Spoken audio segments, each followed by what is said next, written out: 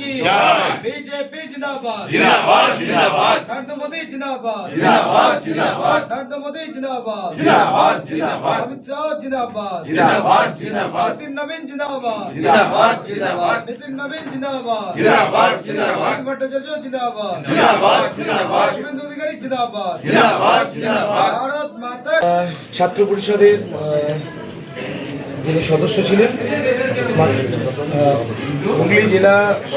হুগলি জেলা সংগঠনের সহ সভাপতি ছিলেন ছাত্র পরিষদের। তো ওনাকে পেয়েছি পঞ্চায়েত দপ্তরের দায়িত্ব সামলেছেন। তো অলোক ধাওয়া তাকে পেয়েছি। তো অলোকবাবুকে পেয়ে আমরা আজকে বিজেপিতে পরিবারে ওনাকে সামিল করেছি।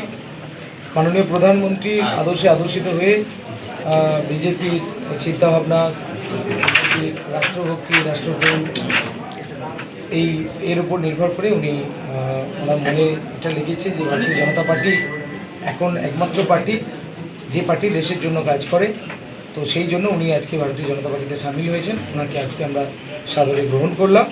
আগামী দিনে মাননীয় প্রধানমন্ত্রীজির আদর্শ নিয়ে উনি আমাদের সংগঠনের আদর্শ নিয়ে আমাদের সংগঠনে কাজ করবেন।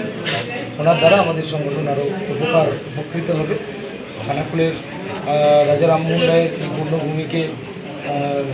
পূর্ণভূমিতে হিত গৌরব, যে গৌরব আমাদের ছিল, সেই গৌরব যে তৃণমূলের আমলে শেষ হয়ে গেছে, সেই গৌরবকে ফিরিয়ে আনার জন্য আমরা সবাই মিলে একসাথে কাজ করব। কোন দল থেকে যোগদান করলেন?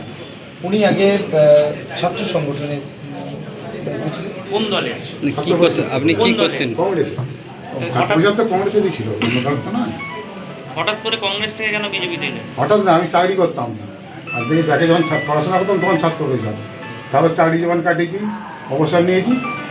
আর এই দলের বিভিন্ন মিটিংয়ে বিজেপি দলের বিভিন্ন 5,000 টাকা থেকে ঘুরে ঘুরে দেখছি টোটাল কার্য প্রতিক্রিয়া কার্যকলাপ দেখে আমি সিদ্ধান্ত নিয়েছি যে এটাই আমি আগামী দিনে রাজনীতিতে মনোনিবেশ করবো। সেই হিসাবে আমি খানাকুলের সুশান্ত ঘোষ তো 5 বছর বিধায়ক পদ সামলেছেন। ঘুরে ঘুরে বিভিন্ন মিটিংয়ে দেখেছি। বলছি ওনার কাজে কি আপনি সন্তুষ্ট হয়েছেন? এখন তো বিরোধী স্টেশন চলছে, কাজ করতে দিচ্ছে, সেটা আপনারা আগে বলুন। প্রশ্ন করছেন, প্রশ্নের সঙ্গে সঙ্গে নিজেদিকেও দেখতে হবে বলুন। যে এখন বিরোধী রাজনৈতিক স্টেশন, যে বিজেপির যে সমস্ত উইংস ক্যান্ডিডেট এমএলএ রয়েছে, কাজের পরিবেশ কতটা তাদেরকে দিয়েছে সেই জায়গাটা ভাবতে হবে। আমি আমার মতন করলে তো হবে না, ওরা তো আমাদের কাজ করতে দেবে না। যতটা নিজের চেষ্টায় যতটুকু পারছে করে গেছে, এতেই সন্তুষ্ট আমরা। এটা কংগ্রেস থেকে তো অনেকে তৃণমূলে যোগদান করেছিলেন এককালীন, আপনি হঠাৎ করে কংগ্রেস আমি ছেড়ে কংগ্রেস বসে করে যখন ছাত্র পরিষদ করতাম তখন দিয়ে বসে গিয়েছিলেন। আজ থেকে বহু কাল আগে তারপর চাকরি করতে এসেছি, চাকরি জীবন কাটিয়েছি। চাকরি জীবনে কর্মচারী ইউনিয়নের রাজ্য কমিটির সদস্য, জেলা ছাত্র পরিষদ, জেলা পঞ্চায়েত সেবা, বিভিন্ন দায়িত্ব কর্তব্য সামলেছি দক্ষতার সঙ্গে।